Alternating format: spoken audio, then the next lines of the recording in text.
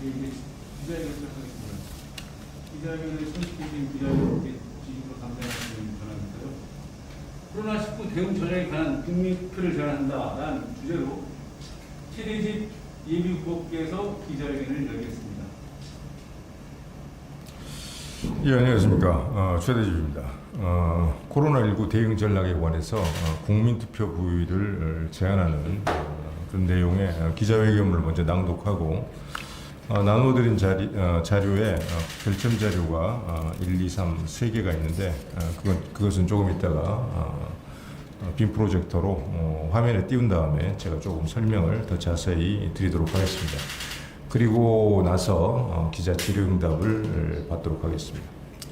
정부는 최근 코로나19 확진자 수 급증을 이유로 현재 수도권 거리두기 4단계를 시행하고 있습니다. 한편 비수도권 전체에 대해서도 2021년 7월 19일부터 2021년 8월 1일까지 2주간 5인 이상 사적 모임 금지안을 발표했습니다. 저는 지금까지 알려진 코로나19 질환의 임상적, 역학적 특성과 필수적 사회활동 정상화의 절대적 필요성 등을 이유로 현 정부의 확진자 수 증감에 따른 거리두기 단계 강화와 완화 정책의 근본적 전환이 필요함을 최근에 강력하게 주장하여 왔습니다. 그러나 현 정부의 방역 대응을 보았을 때 문재인 정부는 방역 정책의 근본적 전환을 결단할 생각이 없어 보입니다. 그래서 본 사안에 대해 정부와 국민들이 선택할 수 있는 방역 전략에 관한 대안을 제시하고 이를 일정 기간 국회 토론, 전문가와 국민 토론 등의 과정을 거쳐 국민투표에 부여할 것을 문재인 대통령에게 제안합니다. 영국, 싱가포르 등 몇몇 나라에서는 거리두기, 이동과 집합 제한, 봉쇄 등 방역 조치의 폐지 내지 완화 등으로 근본적 방역 전략의 전환을 이미 시행하고 있습니다. 헌법 제72조는 대통령이 필요하다고 인정할 때 외교, 국방, 통일, 기타 국가 안위에 관한 중요 정책을 국민투표에 붙일 수 있다고 규정하여 대통령에게 국민투표 부의권을 부여하고 있습니다. 문재인 대통령과 정부가 코로나19 방역 전략에 관한 근본적 전환을 결단하는 것이 가장 바람직한 정책 결정 방식입니다. 그러나 문재인 정부는 그러한 결단을 할 만한 역량과 의지가 결핍되어 있는 것 같습니다. 그래서 국민의 생명과 건강, 경제활동 등 국가 안위에 중대한 영향을 미치고 있는 코로나19 국가 재난사태에 대한 근본적 대응 전략을 국민투표에 붙여 결정하자는 제안입니다. 국민의 하루하루 일상과 건강, 생명에 미치는 영향이 매우 심대하여 더 이상 미룰 수 없는 중대한 국가정책이므로 이런 제안을 하는 것입니다. 국민은 코로나19보다도 경직되고 정치화된 비과학적인 정부의 코로나19 방향으로 더 많이 죽어가고 있습니다. 구체적 시행 방안으로 다음과 같은 절차를 일례로 제시합니다. 우선 국무총리, 복지부, 질병관리청, 대한의사협회가 협의하여 국민투표안 초안을 일주일 이내에 준비합니다. 그 일주간의 검토 기간을 거쳐 대통령이 국민투표안과 국민투표일을 공고합니다. 공고일 이후 국회 토론과 각계 전문가, 시민이 참여하는 토론회와 대국민 설명회 등을 3주간 지속적으로 개최합니다. 대통령 공고 이후 3주일이 지난 시점에 국민투표를 실시합니다. 그래서 총 5주 정도에 걸쳐서 국민투표를 실시하는 그런 안에 대해서 제가 한 가지 예로 제시를 말씀드렸습니다. 2021년 7월 22일 최대집. 이해를 더 쉽게 하기 위해서 별첨 자료 3가지를 제가 자료에 첨부를 했고 그것은 제가 잠깐 화면을 보고 설명을 드리도록 하겠습니다.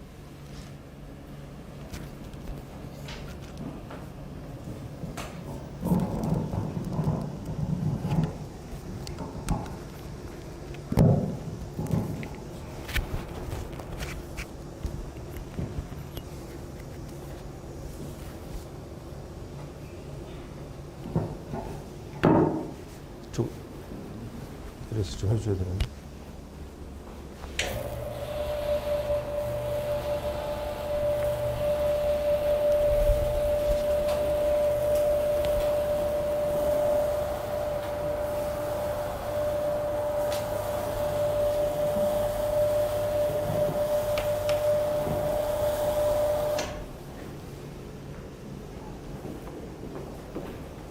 제 PC 좀.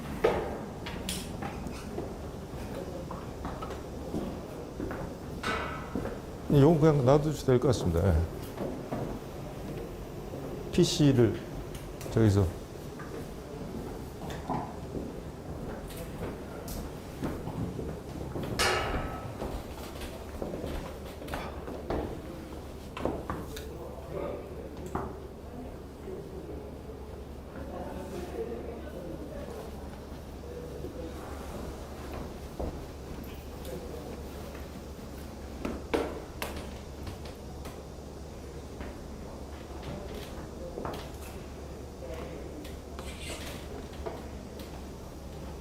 이거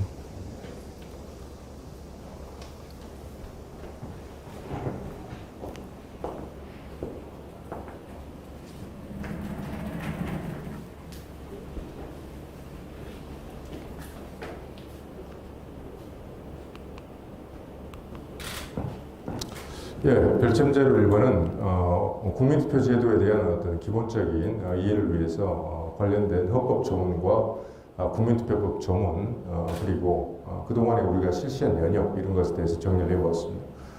약간 화면이 흐릿한데 나눠드린 자료에 그대로 나와 있기 때문에 보시면 될 것 같습니다. 관련돼서 일단 헌법 제72조에는 대통령은 필요하다고 인정할 때는 외교, 국방,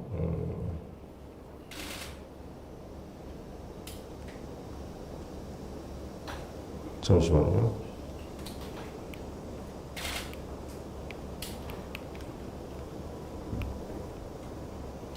대통령은 필요하다고 인정할 때는 외교, 국방, 통일, 기타 국가 안위에 관한 중요 정책을 국민투표에 붙일 수 있다고 되어 있습니다. 그리고 헌법 제130조 2항은 헌법 개정안 국회가 의결한 후 30일 이내에 국민투표에 붙여 국회의원 선거권자 과반수 투표와 투표자 과반수의 찬성을 얻어야 한다. 이런 조항이 있습니다. 즉 헌법 개정안 같은 경우는 반드시 30일 이내에 국민투표를 해야 되는 그러한 사항인 것이고, 그래서 이것을 필수적 국민투표제라고 합니다. 헌법 72조에는 대통령의 국민투표 부의권을 대통령에게 부여하고 있습니다. 그래서 이것은 이런 어떤 외교, 국방, 통일, 기타 국가 안위에 관한 중요 정책 이것을 붙일 수가 있다라고 규정해서 임의적 국민투표제라고 합니다. 이번 코로나 방역 정책의 어떤 근본적 전환을 해야 된다. 그 근본적 전환을 할 때 어떤 국민적 합의를 이루어야 되는데 그 국민적 합의를 어떤 방식으로 이룰 것인가 제가 참 고민을 많이 했습니다. 현 정부에서는 어떤 정책적인 근본적 전환, 이 전환이라는 결단을 너무 뭔가 두려운 것이 많아서 스스로 지금 할 역량이 그걸 할 상황이 안 됩니다. 그럼 어떤 방식으로 우리가 국민적인 합의, 사회적 합의를 이루어낼 것인가? 그 사회적 합의 방식으로 국민투표제를 우리가 활용을 하자는 얘기죠. 이러면 문재인 정권, 문재인 정부도 그런 어떤 방역 정책의 근본적 전환을 하는데 큰 부담을 덜 수가 있는 방안입니다. 사실 이런 내용은 제가 오랜 고민 끝에 제안을 한 것이고 지금 제1야당인 국민의힘에서 지금 가장 강력하게 주장을 사실 해서 관철시켜야 되는 그런 내용입니다. 언론들도 마찬가지고요. 자꾸 어떤 현재 방역정책의 문제점을 제시하고 이런 것만 할 게 아니라 이렇게 결국은 새로운 어떤 국민적 합의, 사회적 합의를 이룰 수 있는 구체적인 대안을 제시를 하고 이것을 관철시켜서 방역정책의 근본적 전환을 이루어내야 된다는 것이죠. 국민투표에 관한 헌법 조문이 있고 이제 이것을 실제로 현장에서 이제 구체적으로 실행하기 위한 국민투표법이 있습니다. 국민투표법 49조에는 대통령은 늦어도 국민투표일 전 18일까지 국민투표일과 국민투표안을 동시에 공고해야 된다. 국민투표가 있기 전 18일 전에 국민투표일하고 국민투표안을 동시에 공고를 하면 할 수 있는 것입니다. 제가 한 가지 일례로 제시한 총 5주안을 제시했었죠. 첫 1주간은 관련된 어떤 말 그대로 의학과 과학의 전문가 또 행정부처의 어떤 실무적인 수장, 총리, 복지부 등등이 대한의사협회와 함께 그런 초안을 마련을 해야 된다. 그리고 1주간은 청와대 내부 검토를 거쳐서 국민투표안과 국민투표일을 확정을 해서 1주 사이에 공고를 하자. 그리고 3주간 그런 공고하고 나서 3주 동안 국회에서 토론, 그 다음에 전문가 시민의 토론, 대국민 설명회 이런 것을 전국적으로 개최를 해서 말 그대로 국민들에게 자세히 이 안에 장단점, 찬반 투표를 할 수도 있고 어떤 선택지를 둬서 투표를 할 수도 있습니다. 그러니까 국민투표법에 헌법과 법률에 찬반 투표를 꼭 해야만 된다는 그런 조항은 없습니다. 대통령은 재량권에 달려 있는 것입니다. 하지만 그동안에 국민투표는 총 6차례 우리 대한민국사에서 있었는데 모두 찬반 투표 형식을 취해서 그게 관례화된 것은 사실입니다. 하지만 반드시 찬반 투표를 해야 될 필요는 없다는 것이죠. 대통령이 그렇게 결정을 하면 말 그대로 몇 가지 선택지 중에서 우리가 1, 2, 3번 후보를 뽑듯이 각종 선거에서 그렇게 할 수가 있는 것입니다. 그래서 우리 헌법 개정을 위한 국민투표를 4회 했었고요. 62년, 72년, 80년, 87년 이것은 이제 필수적인 국민투표 반드시 해야만 하는 것이죠. 그리고 헌법 개정과 신임투표가 결부된 국민투표를 박정희 대통령 때 69년 그리고 75년 유시정법 할 때 이때 삼선개헌이었지만 실제는 이제 박정희 대통령은 신임과 결부가 되는 어떤 그런 국민투표였습니다. 그런 걸 한 경험이 있습니다. 총 6번의 국민투표를 한 적이 있습니다. 그래서 그럼 어떻게 국민투표안을 제시를 할 것인가 제가 한번 만들어 봤습니다. 그래서 찬반 투표, 지금까지 6회 실시했을 때 그와 같이 찬반 투표 형식을 해도 괜찮고 지금 코로나19 국가 대응 전략을 지금 현행과 같이 확진자 수를 중심으로 거리 두기 단계를 강화 또는 완화하는 방식으로 한다. 현재 방식으로 하는 데 대해서 찬성하느냐 반대하느냐. 찬성하는 사람이 더 많으면 현재 방식으로 가야 되고 그러면 말 그대로 국민들이 그에 따른 피해를 감수를 하고 앞으로 수년간 계속 가야 되는 것이겠죠. 어떤 사회적 합의, 국민적 합의가 이루어졌기 때문에 거기에서는 이제 거기에 그 제도 하에서 피해자를 보호하고 코로나19에 대응하는 어떤 최선의 방책을 찾아 나가는 수밖에 없습니다. 저 개인적인 제 의견은 대한의사협회 회장으로서의 어떤 경험 그리고 어떤 임상의사로서의 어떤 경험 또 정치인으로서의 어떤 그런 어떤 종합적인 판단 그런 걸 고려했을 때 저는 이런 것은 당연히 반대를 해야 된다고 제 의견은 생각을 하고 있습니다. 두 번째, 두 가지 선택지 중에 하나를 선택하게 하는 방법이 있습니다. 몇 가지 선택지 중에 제1화는 코로나19 대응 전략을 현행과 같이 확진자 수를 중심으로 거리 두기 단계를 강화 또는 완화하는 방식으로 한다. 위의 내용이죠. 제2화는 코로나19 국가 대응 전략을 중증 환자 이완율과 사망률을 중심으로 치료 중심 제한적 접마 차단으로 하고 모든 사회적 활동을 정상화한다. 이런 것에 의해서 1안 또는 2안을 선택하기 위해서 만약 국민들이 2안 선택하는 게 70%로 압도적으로 높다. 그러면 바로 다음 날부터 즉각적인 방역 정책의 전환이 이루어져야 되는 것입니다. 그 다음에 이건 제가 제안을 하는 내용들입니다. 그래서 첫 번째는 코로나19 방역 목표와 방역 전략 대전환을 위해서 우리가 반드시 그런 어떤 목표를 설정하고 방역 전략을 새롭게 수립하는데 반드시 우리가 기초해야 될 기본적인 사실들, 현재까지 밝혀진 가장 중요한 사실들 3가지를 요약을 했습니다. 꼭 뭐 사실뿐만 아니라 당위에 해당하는 것들도 있죠. 첫 번째, 코로나19 감염병은 20대에서 50대까지 청장년층에서 걸리더라도 극히 낮은 중증 환자 이완율과 사망률을 보인다. 60대 이상 고령층과 고위험군에서 상대적으로 높은 중증 환자 이완율과 사망률을 보인다. 60대 이상은 대개 1%에서 5% 요 사이 왔다 갔다 합니다. 이 세계 각국마다 다 다르고 각 국에서도 그때 상황에 따라서 의료 어떤 역량 의료 역량의 이용 가능성 이런 부분에 따라 조금씩 변화가 있기 때문에 어디가 뭐 1%다 2%다 딱 정해서 말하기는 어려운데 60대 이상은 우리나라 데이터는 한 1%에 가까운 이 정도를 보이고 있습니다.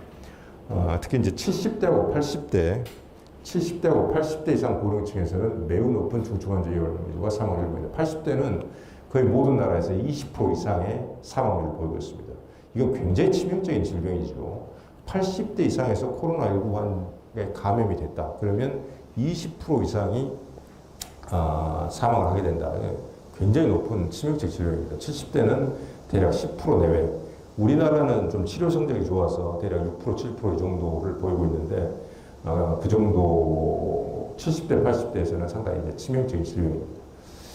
그리고 두 번째 사실은 자영업자, 소상공인, 소기업인 이들의 고용된 근로자 이 숫자가 굉장히 많습니다.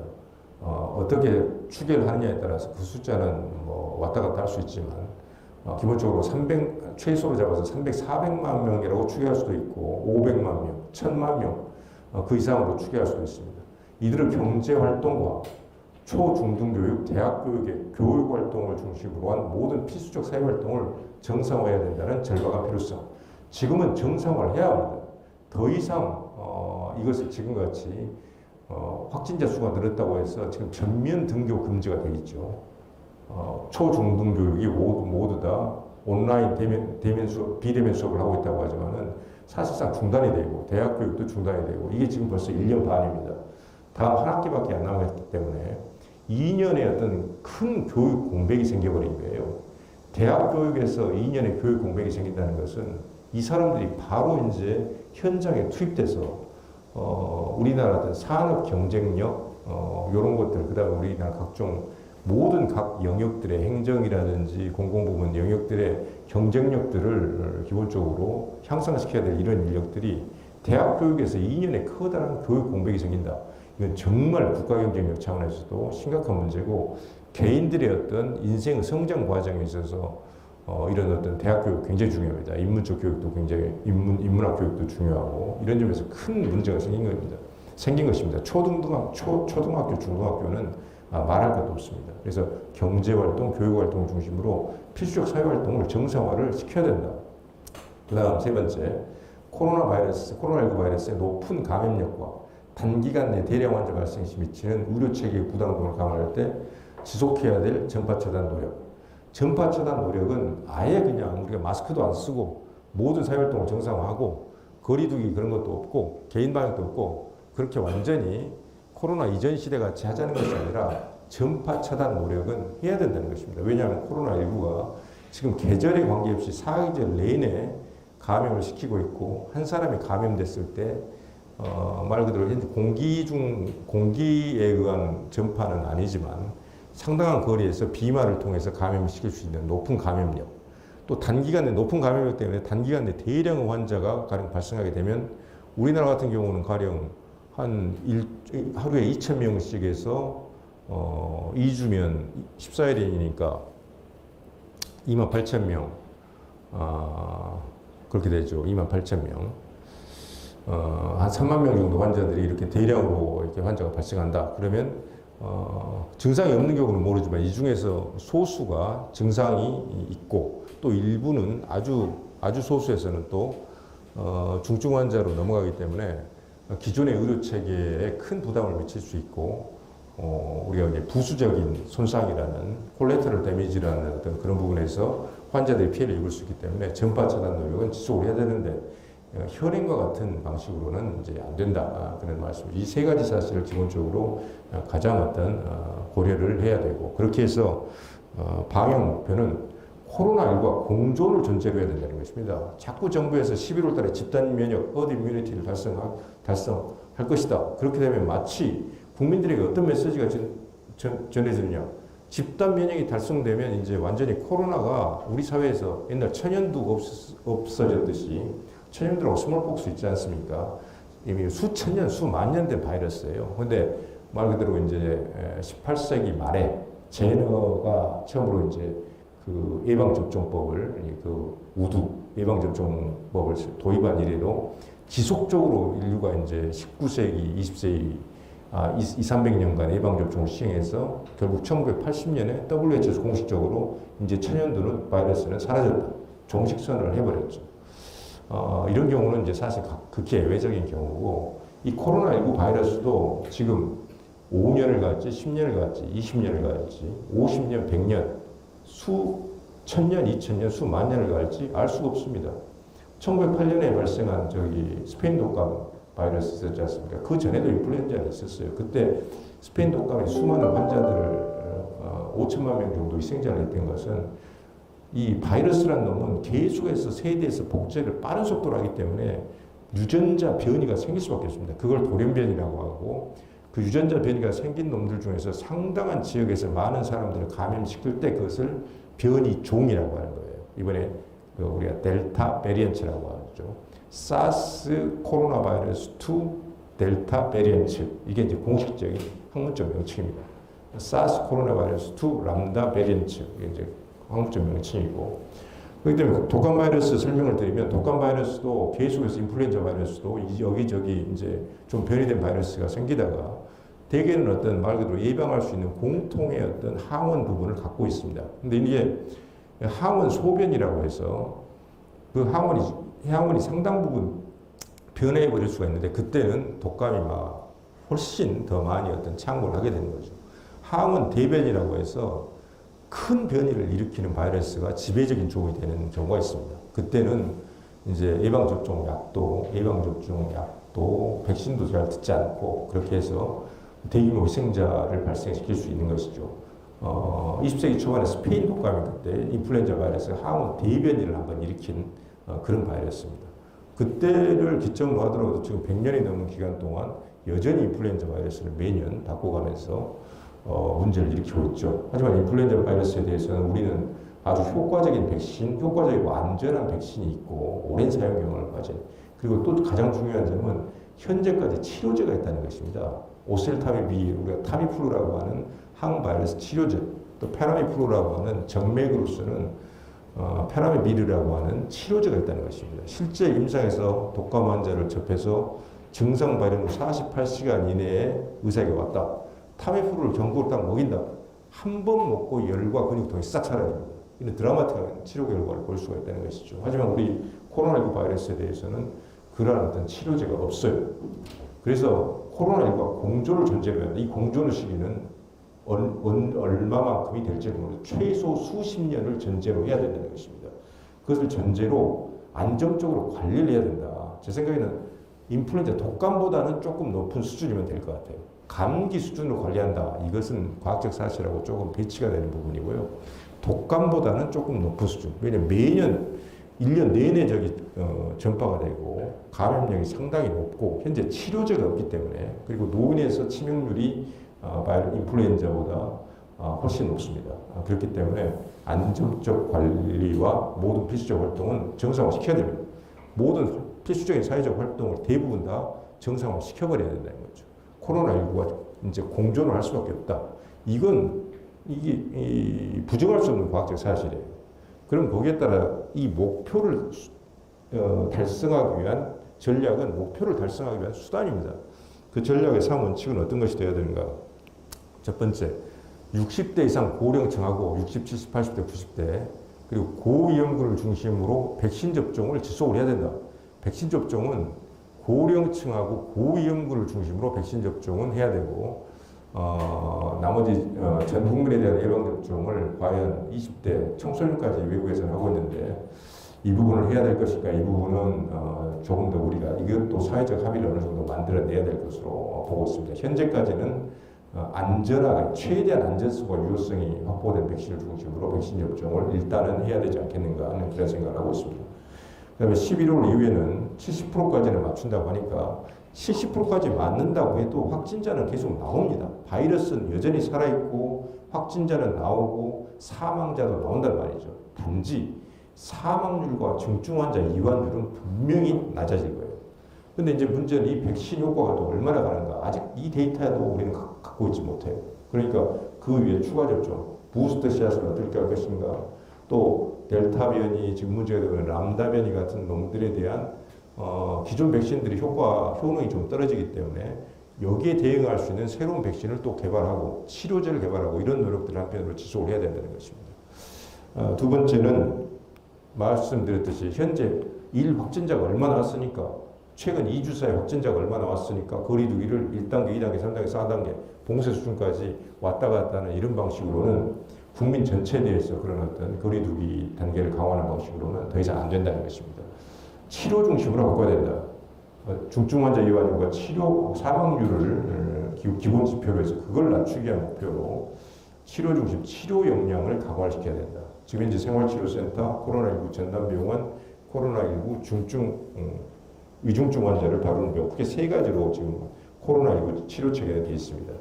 무증상 환자들은 생활치료센터로 되게 가게 되고 경미한 증상, 약간 중등도, 우리가 마더릿이라고 하는 중등도 이상의 증상들은 코로나 전담병원에서 일단 입원을 하게 됩니다.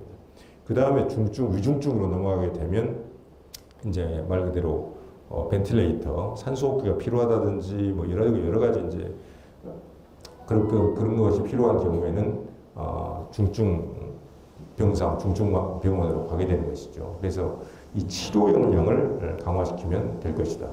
그럼 이 우리가 생활치료센터 무증상 환자나 증상이 경미한 환자들이 이 생활치료센터가 감당할 수 없을 만큼 생활치료센터 물리적 공간보다 그것을 관리하는 사실 의사, 간호사, 행정의료, 의사, 간호사가 문제입니다. 이 숫자가 감당할 수 없을 만큼 많이 생기면 자가격리를 해도 괜찮습니다. 자가격리 10일 정도 하면서 모니터링을 자가 모니터링을 해서 지정한 병원에 전화를 하고 어떤 굉장히 불편한 증상이 있을 때 이렇게 해서 이동하는 그런 방식의 치료를 해도 무방하다는 것이죠. 그리고 세 번째는 제한적 전파 차단 노력은 해야 된다. 즉 개인 방역 지속. 마스크를 실내에서는 꼭 착용을 하고 실외에서는 굉장히 밀집도가 높은 곳에서는 착용을 하고 밀집도가 낮은 곳에서 야외에서 지금 마스크 착용을 강제하는 것도 이것도 정말 너무나 비과학적인 것입니다. 그래서 밀집도가 낮은 곳에서는 야외에서는 10m 이상씩 거리가 다 떨어져 있고 그 이상씩 사람이 많지 않은 곳에서 마스크 쓰고 돌아다닌다는 것은요 정말 대단히 비과학적인 것입니다. 그런 때는 마스크를 쓸 필요가 없다는 것이죠. 아니 자연스럽게 그런 걸 권고사항으로 제시를 해서 하지만 그 야외 놀이공원이나 아울렛 가면 순식간에 굉장히 많이 모이는 경우가 있지 않습니까? 그런 경우에는 마스크를 써주고 이런 식으로 개인 방역 그리고 손도 자주 씻는 것은 바이러스, 박테리아 감염이 기본이 되는 거니까. 그 다음에 개인 간의 거리두기. 그 다음에 이제 환자 조기 발견, 치료. 이런 어떤 방역 전략의 어떤 상원칙으로 근본적으로 전환을 해야 된다. 이런 내용들을 제안을 하고 이런 방식의 전환을 이루기 위해서 결국은 사회적 합의, 국민적 합의가 필요한데 이건 대통령과 정부가 책임을 지고 결단을 내리고 국민들을 설득하면 되는 일인데 그런 걸 할 생각도 없고 역량이 안 돼요, 역량이. 너무나 뭔가를 두려워하고 있어요. 그래서 국민투표라는 방식을 통해서 그런 국민적 합의를 이뤄내자 그런 제안을 드리는 것입니다. 예.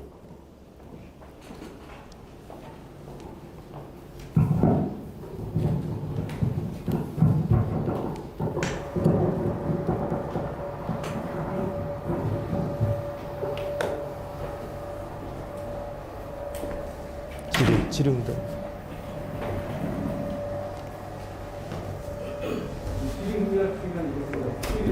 근거가 좀 있으시면 풀을 들고 수속과 이용을 주시고 이용 의견을 해주시기 바랍니다.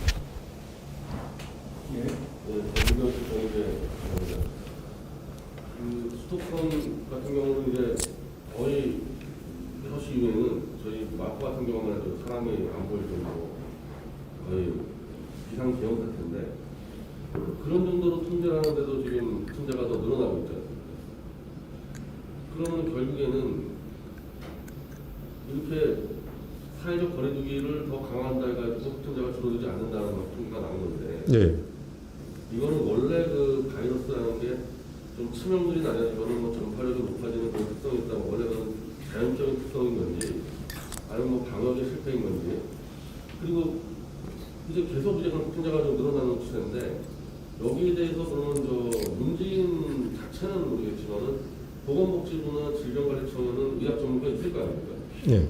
그런 사람들하고 밖에서 이제 페이스북이나 유튜브를 통해서 체내적 후보랑 비슷한 얘기하는 의사들이 있는데 저는 근데 한국의 의학적인 문제의 의사결정 체계가 분명히 정권에도 의사들이 들어가 있지 않습니까? 의학 전문가.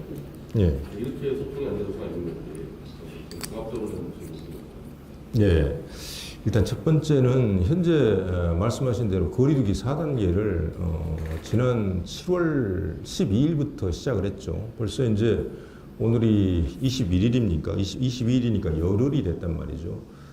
지난 일주일간의 거리두기가 4단계가 정말 방역에 전파 차단에 효과가 있었다고 하면 이번 주 화요일, 수요일, 목요일, 이번 수요일, 목요일쯤에는 확실하게 수도권 환자가 감소가 됐어야 맞는 겁니다. 근데 오히려 더 늘어버렸잖아요. 어제 1,700명대, 오늘 1,800명대 기록을 세웠습니다. 그래서 기본적으로 이런 바이러스의 어떤 기본적인 전파력이 뭐 델타 바이러스가 더 많이 들어와서 뭐 전파력이 높은 바이러스가 퍼지고 있다 이런 것보다 광범위한 전파가 과거에도 이루어지고 있었고 발견하지 못한 지금도 그것보다는 조금 더 확산이 더 이루어지고 있다는 얘기예요. 그러니까 거리두기 4단계를 해도 안 된다는 것이 지금 객관적으로 지금 증명이 되고 있지 않습니까? 사실로. 그렇기 때문에 그럼 그 다음에는 현 정부의 방침대로 어떻게 되냐? 다음 2주에는요 완전히 셧다운 봉쇄를 다 해야 되는 거예요. 이제 직장도 나오지 말고 말 그대로 하루 종일 집에서 모든 국민들이 있는 거 2주 동안을 이 정부대로 하자면 그렇게 해야 확진자 수를 줄일 수가 있는 거예요. 그런데 그렇게 해도 확진자 수가 안 줄면 어떻게 되죠? 가정 내 감염이 또 대규모로 또 일어날 수 있으니까 각 가정마다 또 안 먹고 살 수는 없으니까 봉쇄를 하더라도 기본적으로 식료품 구입하고 의료 이용은 어느 나라를 방문하고 가능하게 해준단 말이죠. 거기서 또 광범위한 전파가 일어나면 어떡할 거예요? 하루에 발생하는 환자가 기본적으로 최소 100만, 200만 명의 환자가 발생하고 의료 이용을 그렇게 많이 하고 있어요. 하루에 이루어지는 수술이 10,000건입니다. 우리나라에. 그 다음에 식료품점 날마다 먹고 살아야 되는데 안 갈 거예요. 그럼 어떻게 하자는 얘기죠. 그러니까 이 확진자 수를 중심으로 한 방역, 거리두기 단계 강화, 완화 이 정책으로는 더 이상 확진자 수를 줄일 수도 없고 안 된다는 겁니다. 더 이상 말 그대로 과학적, 의학적으로 또 실효적으로 더 이상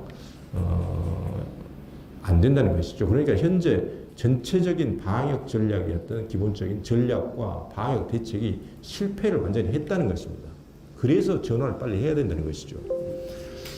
그리고 사실은 제가 의사협회 회장을 하고 있을 때 그 정부 측에서 도대체 이런 의사결정이 어떻게 이루어지고 있는가?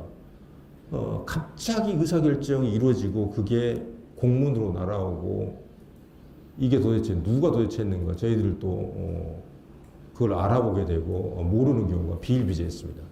지금 현재 정부에서 가장 많은 그 조언을 받고 있는 관련된 이제 감염병에 관한 조언이죠. 중앙임상위원회라는 게 있고 또 이제 대한감염학회에서 몇몇 교수들이 있고 대한의사협회 같은 경우도 자체적으로 어떤 우리 전문가위원회를 우리 국내에서 말 그대로 최고 전문가 20명을 우리 선정해서 자체적으로 우리 전문위원회를 만들어 뒀었습니다. 하지만 계속해서 밀접한 어떤 정보 교류를 하고 소통을 하자 해도 정부 쪽에서 안 해요. 그렇다면 질병청에서도 의사결정을 최종적으로 하는 것 같지 않습니다. 그래서 몇몇 소수의 제가 지금도 의심한 것, 의협회장 당시에도 그런 얘기를 제가 했었습니다만 몇몇 친정부적인 친문재인 정부 그런 어떤 성향을 가진 의학자 소수에 의해서 이런 방역 정책이 계속 고수되고 있지 않은가 저는 어떤 그런 의심을 하고 있고요. 아마 그게 맞을 겁니다. 그렇지 않는 이상 김오란 같은 사람을 청와대 방역기획관으로 임명하고 이런 일은 사실 있을 수가 없는 거예요. 김오란 교수를 청와대 방역기획관으로 올해 4월에 임명을 했다. 4월 말에 임명을 했다. 우리나라 의사 실제 활동하는 수가 10만 명인데 거의 대부분 99% 이상이 의료사회에서는 너무나 황당하고 어이없다는 반응이었습니다. 대한의사협회도 공식적으로 이거 말이 안 된다는 입장을 여러 번 표명을 했었고 그간의 과거의 어떤 여러 가지 주장들의 근거에서 그런 얘기를 한 것이죠. 그래서 이런 어떤 말 그대로 공식적인 의사협회 산하에 있는 대한의학회라고 우리나라의 기관학회만 26개 전문학회 또 유관학회만 180개가 넘는 학회로 우리나라 의학에 관해서는 최고의 전문가들, 최고의 가장 권위자들이 모여있는 공식적인 조직이 있습니다.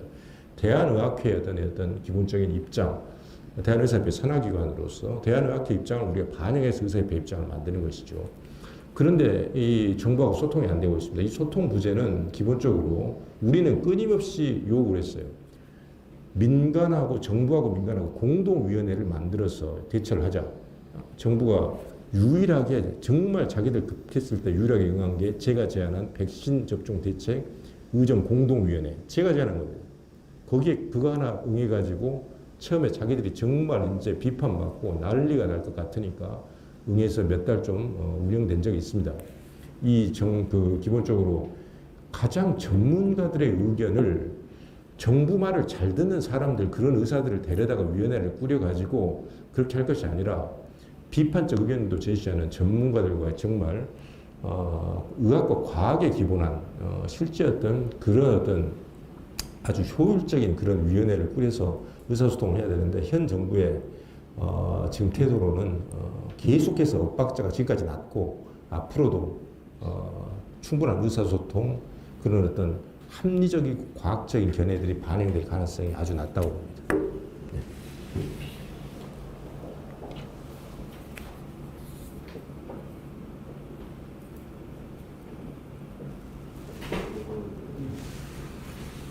국민투표는 어쨌든 대통령이 부의를 하는 대통령이 결정하는 거죠. 네.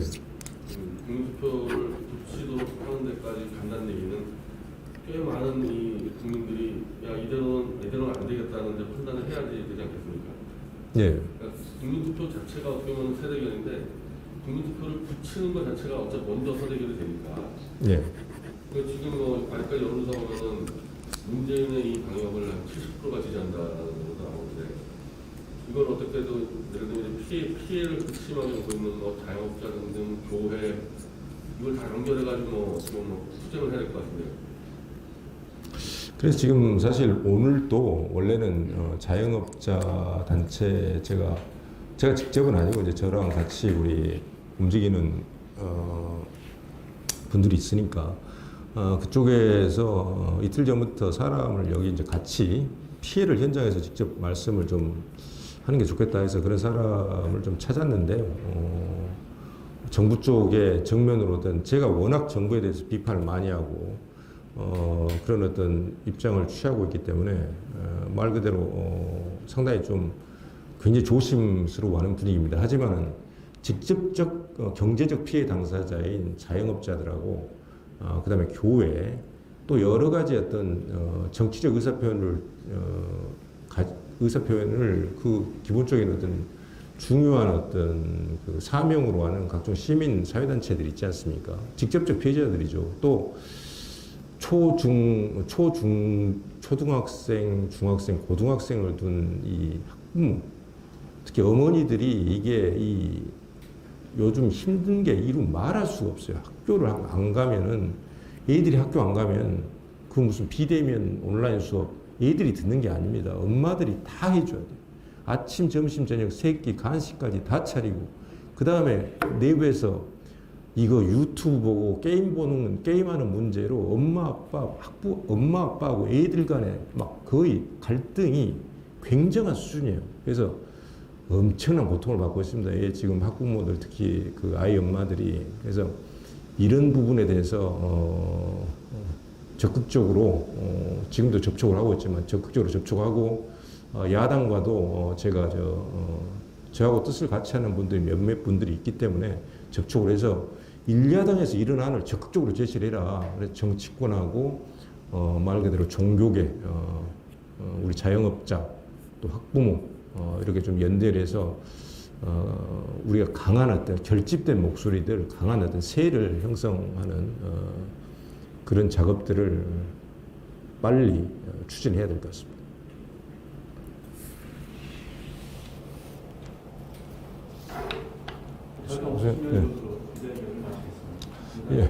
예, 고맙습니다. 안내는 좀 하시고요. 오늘 2시에 대검 프레시랑 앞에서 문재인을 고발하는 기자회견이 있습니다. 다들 아시겠지만 청해부대 승려원 301명 중에 280여명이 코로나 바이러스에 걸렸는데, 이 책임은 누구한테 있습니까? 그럼 통치권자인 대통령한테 있는 거 아닙니까?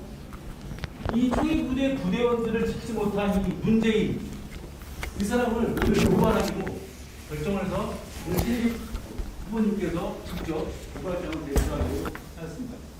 이따 오후 2시에 대검 표청으로 다 와주시면 감사하겠습니다.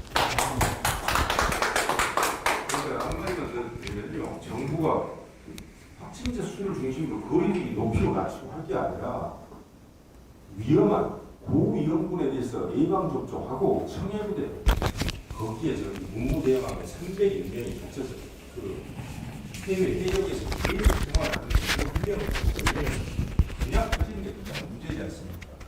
백신 접종 같은 거 그런 거 고위험군에 대한 백신 접종, 그 다음에 환자가 발생했을 때 그 환자들을 빨리 어떤 의료진을 투입해서 적절한 병원으로 옮겨서 적절하게 치료받고, 제가 중증 환자들 전담병원들을 직접 제가 회장할 때 직접 제가 다 돌았어요. 격리에서 방문차 제가 다 돌고 현장들을 다 봤는데, 중환자들의 그 어떤 그 어려운 참상을 보면, 또 의료진들의 힘든 거 보면 정말로 현장 전쟁터입니다. 전쟁터. 그런 것에 정부가 지원을 하고 집중을 하라는 얘기죠.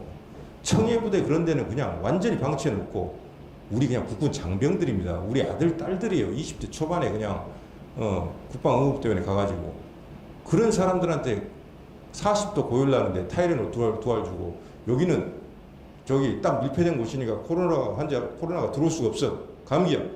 이렇게 방치해버렸다는 거 아니에요. 그래서 정부가 자기가 할 일들 제대로 하고, 하지 말아야 될 이런 거리두기 강화라든지 확진자 수를 중심으로 더 이상 이런 엉터리 정치 방향은 그만하라는 얘기예요. 그런 차원에서 직무유기로 고발을 하기로 한 것입니다.